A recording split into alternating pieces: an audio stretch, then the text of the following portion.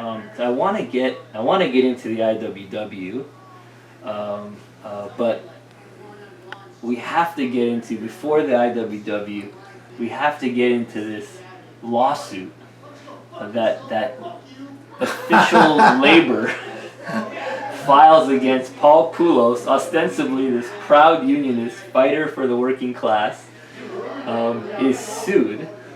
And can you tell us that story? Yeah, that's an interesting story. I'm not sure that I was the only defendant in that case. I think they sued PROD, the organization, and I was one of the workers in PROD, employed by PROD. And they called me up. I was back in New York at this time, and I had left PROD, and they asked me, would I be willing to come to depositions, to give a deposition. What the lawsuit was about was Bernstein, who was head of the laborers union at that time, or at least a lawyer for the laborers union, plus other attorneys. And I said, sure, I'll come in and give a deposition if you pay me for a day's pay and my traveling expenses. And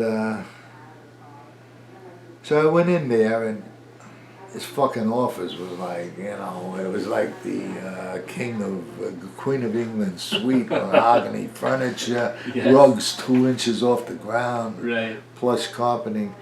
And I walk in there, and I go, hello, Mr. Poulos, we'll be ready for you in a couple of minutes.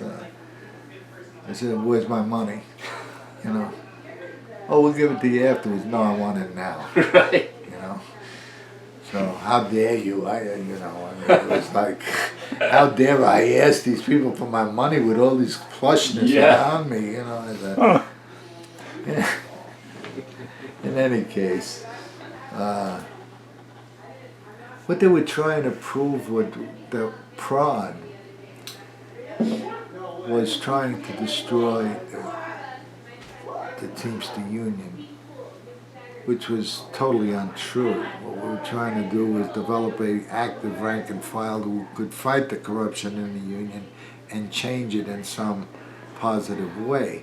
That was the motive. That was in terms of truck safety, in terms of union democracy, so forth and so on. That was the program of PROD, not to destroy the Teamster Union. But early on during the deposition, they indicated to me that that's what they were looking for. And I was not going to give them an opportunity to take out of context what I said and use it against to their advantage and that. So I didn't want to answer any questions or engage in that kind of dialogue. So, and I told them so. I said, you're dead wrong, and pop. What did they do? I mean, there was about 4 or 5 attorneys there, all suited up nice in $1,000 suits. And they started asking me questions about it. I says, I told you and I warned you, don't ask me questions about that. So they continued. So my response to them was, fuck you, Well, I am telling you, how can you do it? You're going to get held in contempt by court and they'll make you pay by that. Fuck you too, So there was a series of fuck yous, and I'm going to show you that transcript. You'll laugh over it. I got all that shit packed away, but in any case, it was real funny. They were going to threaten me. You're threatening me that you're going to get the fuck out of here, I mean, who are you? Am I supposed to be intimidated by all this shit? I got these people trying to call my asshole, and you're going to intimidate me? So it was kind of funny, but I did my deposition. Nothing ever turned out about it. They didn't sue me, or they didn't hold me in contempt or do any of those things that they threatened me with. So here you are. You've emerged as a prominent, very active union democracy activist. You're on network television talking about corruption in the labor movement. You have this 1979 New York Times op-ed on the subject. You're a rank and file member and very much focused on enhancing union democracy and rooting out corruption in traditional organized labor. Where does the industrial workers of the world come from into your story? I'm glad you asked me that, because it's an interesting thing. Here I am, a member of the Teamster Union, one of the most corrupt in the world, right? And all of a sudden I hear about this IWW and the history of it, and the democracy and the effectiveness and the level of destruction that the government did to this union in the 20s. Where did you hear of all this? From Chris White. He was a wobbly from Alaska, and he was down. Chris White was fighting the laborers union as I was fighting the Teamsters, so he was kind of my contemporary. Is that the word? And he was a member of the IWW. And Ruth Sheridan, he wasn't a delegate, but he got Ruth Sheridan from Alaska to sign me up. I paid my dues and whatnot. So here I am, confronted with the worst union in the world, and now I'm a member of the greatest union in the world. And and I've been a member for 33 years now, in continuous good standing. Wow. So it's like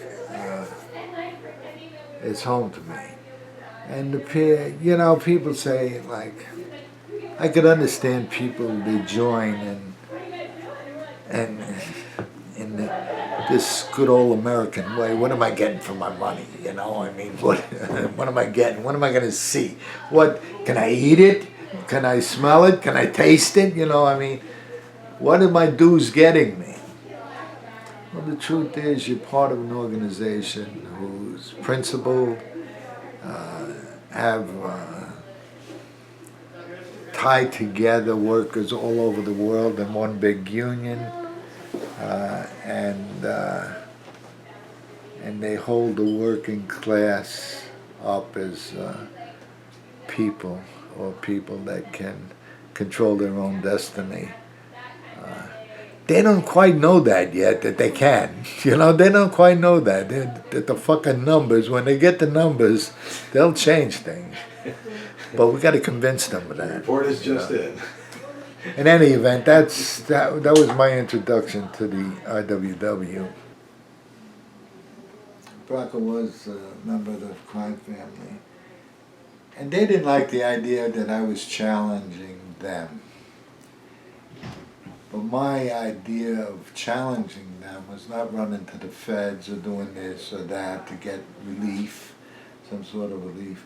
I didn't want to do it at the Union Hall, in their faces and whatnot, and I organized successfully Teamsters, local 14 members that went over the quorum. So we had a meeting, don't forget, it was in their best interest not to have meetings. So, after we had a successful quorum, and we managed to get something passed on the floor of the union, something about issuing reports for the trustees, for their funds and stuff like that.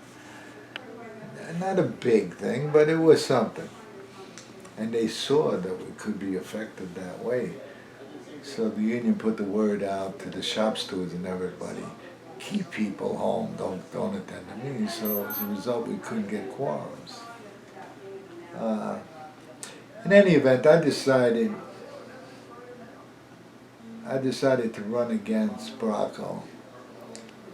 Not really to win, because I think I was more afraid of winning than losing.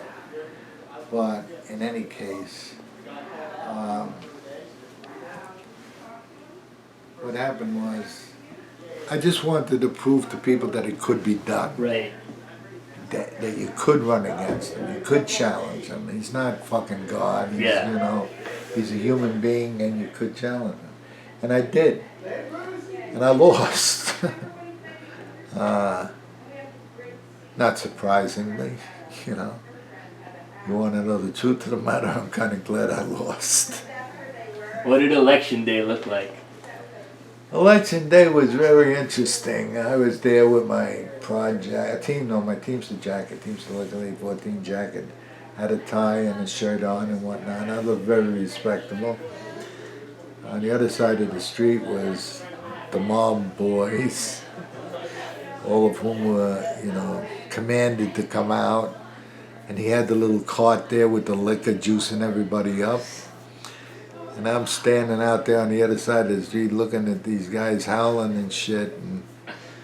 And I said to myself, what the fuck am I doing here? In the meantime, Eddie Abrams and Frankie were there monitors to make sure they didn't do anything wrong. So they were solid guys to the end. In any event, and they had me a dummy hanging up from the lamppost there with a hammer and sickle on his chest. And, that didn't ingratiate me with the rank and file because, traditionally they red bait people. Anybody that makes any sort of movement towards making progress or correcting a situation, they're labeled a red or a commie or whatnot. It was typical of the times. So that was it. But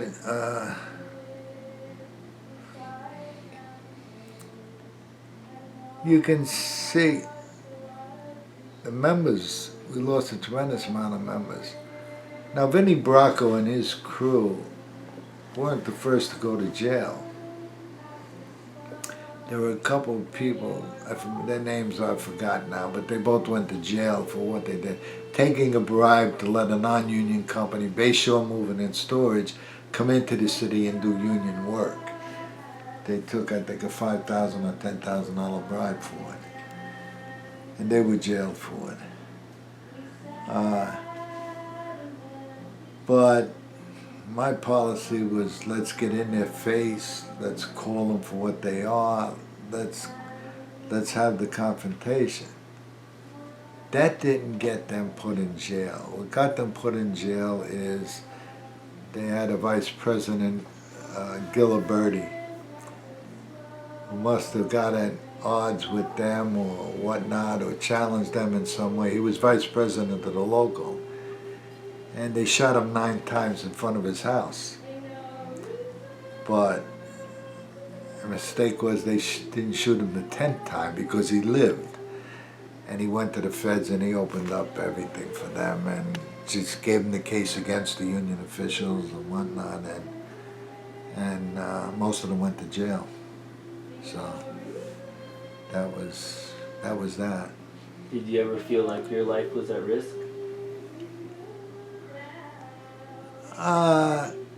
Yeah, I mean, but then,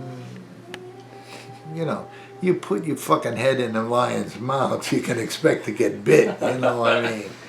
But the point is that, you're putting yourself at risk, and it's not, I wasn't suicidal, I still value life and whatnot.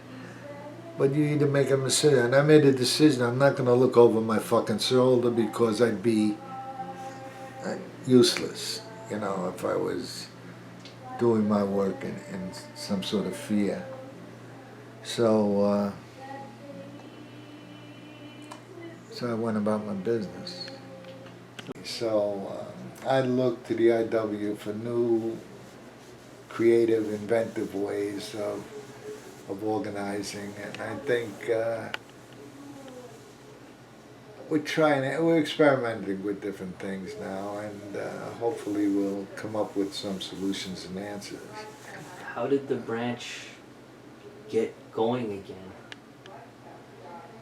Well, that was mainly due to Rochelle. She had read the preamble of the Constitution, and immediately she fell in love with it. There was the employing class and the working class have nothing in common. I mean, that sold her on this union, and she became a member 2 years before I was. Michelle had revived the brand. She sent out notices to all previous members who were members of the IWW and sent a letter to them and said she was going to organize and whatnot. And she called a meeting in New York, and lo and behold, I don't know what the numbers came, maybe 35, 50 people came to her apartment, you know. And so she was largely responsible for reviving the New York branch. And then we did our thing, tabling. We went out and tabled at events, and just to give people the sense that the IW was still around. And then we had involvement in strikes, Goody Brand, and the Bronx, nurses at Brunswick Hospital, who were represented by Teamster Local 803, but they abandoned the nurses and whatnot, so we came out and supported them. What has your partnership with Rochelle Semmel meant to your life's journey?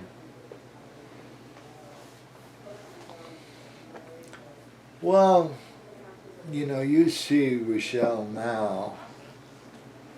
It's been, I don't know what she is. She's 82. She's 82.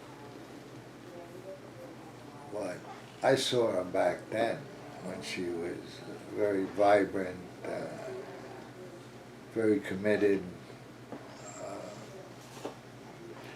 person who was involved in labor education and that whole genre of things, and sympathetic to workers, had an empathy for workers, identified with working people, not bosses, and that was the common bond that sort of got us together.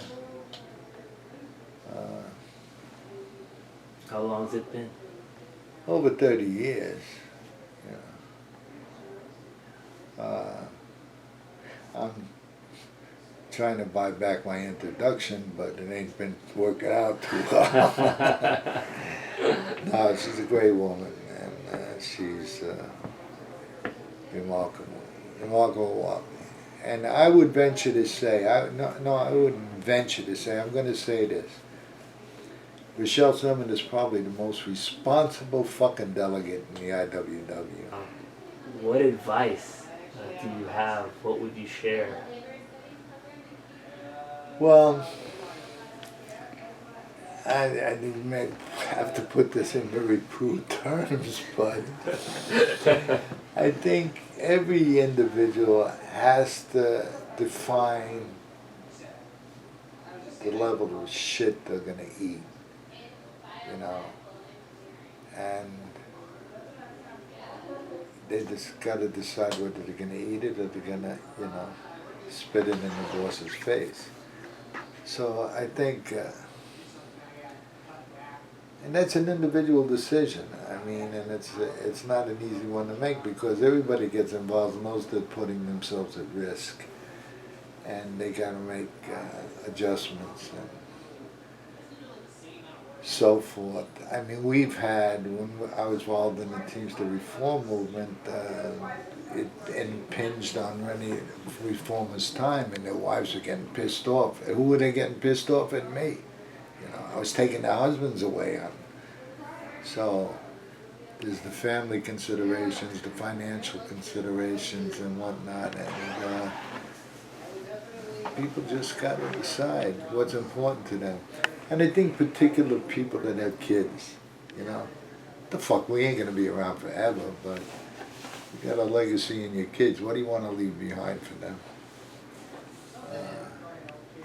So it's an individual decision. Sometimes it takes a personal hurt, like it did me when I was, you know, they ripped that red tag off a truck, you know, and then fired me over it. So for others, they'll just pick up a book, read it, identify what happened, and they'll be able to appreciate it. So activism comes in various ways and from different corners. But the primary thing is education. I mean, when you educate people, we have a saying in the union, educate, organize, and emancipate, you know. And if you really want to emancipate yourself from this fucking slavery, you can jump on the bandwagon and join in with your fellow workers. One story about your self-identified, I think, favorite day at work, if I'm remembering correctly.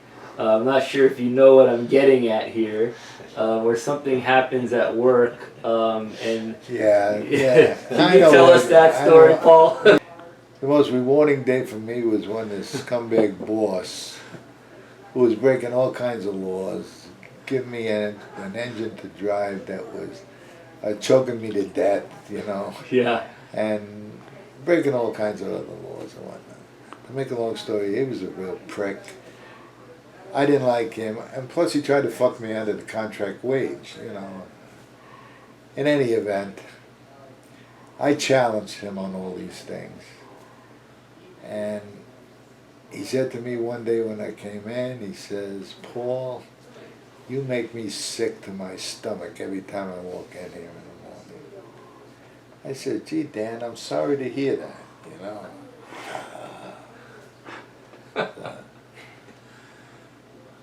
But, you know,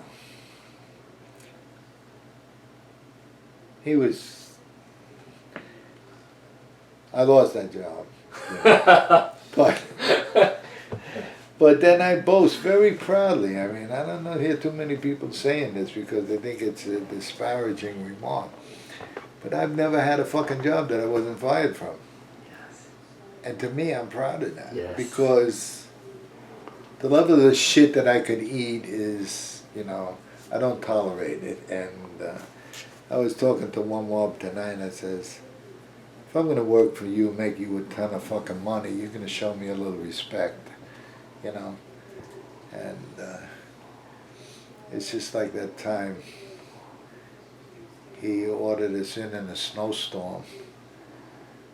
He didn't know it was my boss, the same boss, ordered me in a snowstorm, and, you know, I woke up 4 o'clock in the morning to drive in 4 foot of fucking snow to get to the Bronx to start work. And he wasn't there, nobody was there, everything was closed down. I left a note on the door. I was here, you weren't, you owe me. And it was a Sunday day, and it was, you know, on a double time and a half or some shit like that.